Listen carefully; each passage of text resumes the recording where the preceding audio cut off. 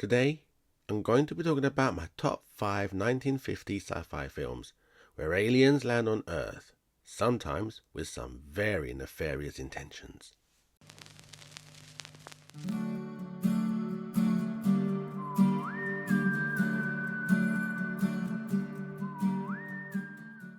Greetings and welcome back. And if it's your first time here, thank you for visiting. I'm your host, JJP. The 1950s was a great time for sci-fi films, from giant ants in them, a giant spider in Tarantula, to even a giant woman in Attack of the 50-Foot Woman.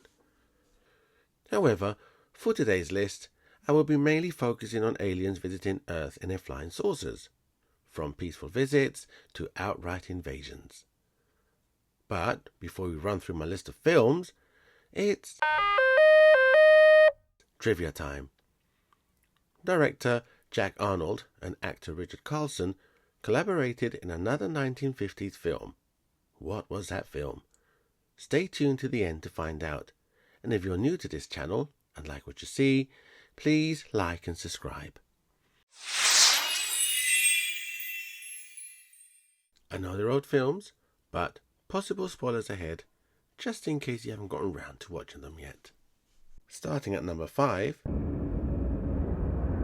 we have The Thing from Another World, directed by Christian Nibby and an uncredited Howard Hawks. The screenplay was written by Charles Lederer, and once again an uncredited Howard Hawks, and based on a story Who Goes There by John W. Campbell Jr. Released 7th of April 1951, the film starred Kenneth Tobey as Captain Patrick Henry, Margaret Sheridan as Nikki, Robert Cornthwaite as Dr. Carrington, and James Arness as The Thing. Most of us are familiar with John Carpenter's version for 1982, which is a slightly more faithful adaptation of the book than the 1950s version.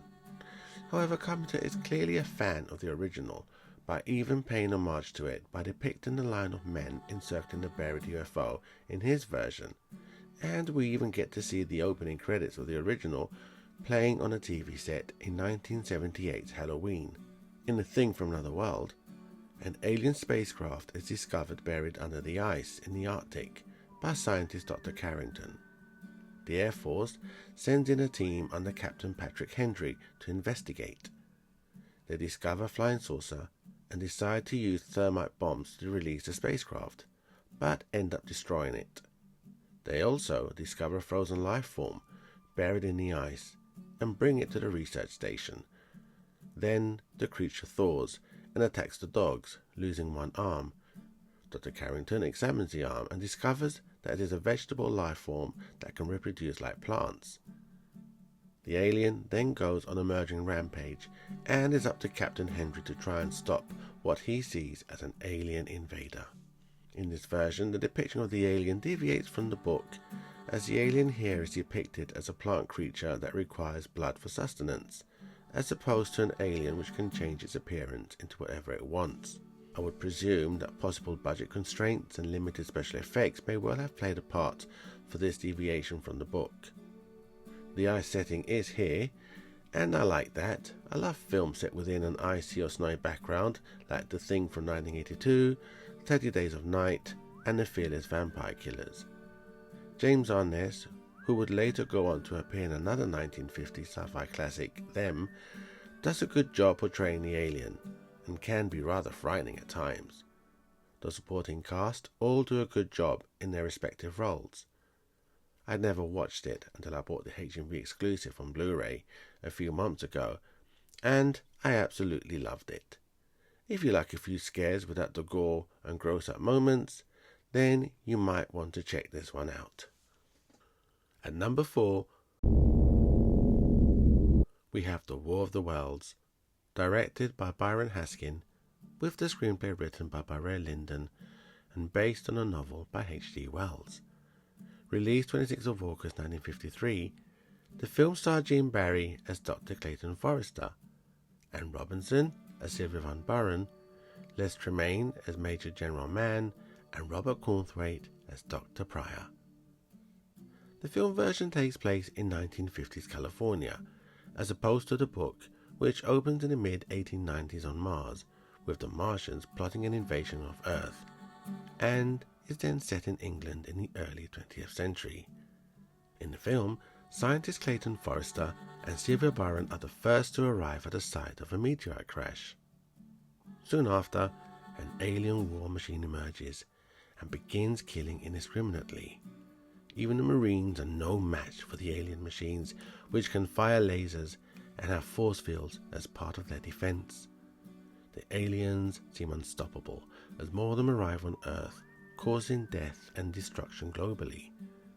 As things seem dire, Clayton and Sylvia injure one of the aliens and manage to get some of its blood, which leads to a breakthrough in defeating the aliens in a most unexpected way, thus saving the human race from extinction. The film has many shocking scenes for its time, with wanton death and destruction, and shows humans returning to their savage instincts in a bid for survival as society collapses around them. This is a highly entertaining entry into my list, and much better than Spielberg's 2005 remake with Tom Cruise, in my opinion. And at number 3, we have It Came from Outer Space, directed by Jack Arnold, with the screenplay written by Harry Essex, based on a story by Ray Bradbury. Released on the 5th of June 1953, the film starred Richard Carlson as John Putnam, Barbara Rush as Ellen Fields, Charles Drake as Sheriff Matt Warren, and Joe Sawyer as Frank Dalen.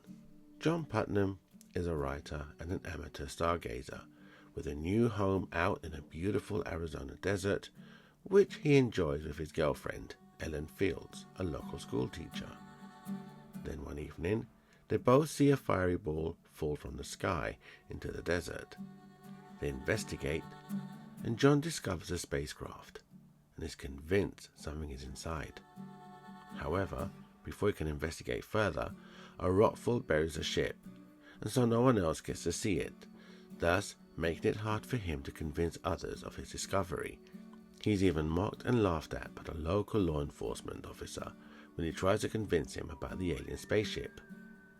Now, the aliens, although malevolent in nature, do take over humans, but there's a very good reason for that, as all they want to do is return home. This is one of the few movies about aliens arriving on Earth from the 1950s where the aliens aren't trying to invade and wipe us off the face of the planet. I first watched this with my mum as a child, and although it did frighten me in places, I did thoroughly enjoy it. Overall, I think this is a fun watch, even if it's not up there with other 1950s classics like Forbidden Planet or The Day the Earth Stood Still. And at number 2, we have Invasion of the Body Snatchers, directed by Don Siegel, with the screenplay written by Daniel Mainwaring. Released November 1956, the film starred Kevin McCarthy as Dr. Miles J. Burnell, Dana Winter as Becky Driscoll, Larry Gates as Dr. Dan Kaufman, and King Donovan as Jack Belisek. Caroline Jones, whom many may know as Morticia Addams from The Addams Family, which aired between 1964 and 1966, also appears in a supporting role as Theodora Belisek. Held by the police as a raving lunatic, Dr. Miles Burnell recounts to a psychiatrist the events that have turned his life upside down. His story begins with him being called back to his small-town practice from a medical conference by his nurse, who, at the time, was being flooded with patients. By the time he arrives, most patients have cancelled their appointments, but the ones that do attend all have the same story, that someone close to them is acting strangely, as if they have been replaced. After consulting with some of his colleagues, he finds that these types of reports have been coming in all week, and they conclude that it must be some type of hysteria. However, when his friends, Jack and Theodora Belisek, show him a partly formed body they have uncovered in their home, he begins to realize that there may be some truth to the wild stories he has been hearing. This film tackles themes like mass hysteria and paranoia. If you can't trust your family, friends and close neighbors, who can you trust? However, unlike the 1979 remake starring Donald Sutherland, which in my opinion is a superior film, the 1950s version ends on a more positive note. This is a fun watch, and it manages to keep you glued to the screen until the end. The hero ready! You're next! And at number 1, we have The Day the Earth Stood Still, directed by Robert Wise, who would go on to direct Star Trek the Motion Picture in 1979. The screenplay was written by Edmund H. North and based on a story by Harry Bates. Released 20th September 1951, the film starred Michael Rennie as Klaatu and Patricia Neal as Helen Benson. A flying saucer orbits Earth and lands in Washington, D.C. Klaatu, an alien who looks like us, steps out of the saucer with an important message for all humanity.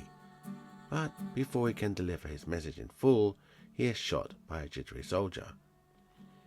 Gort, a large and very powerful robot, appears to save him and begins to melt tanks and guns with a laser.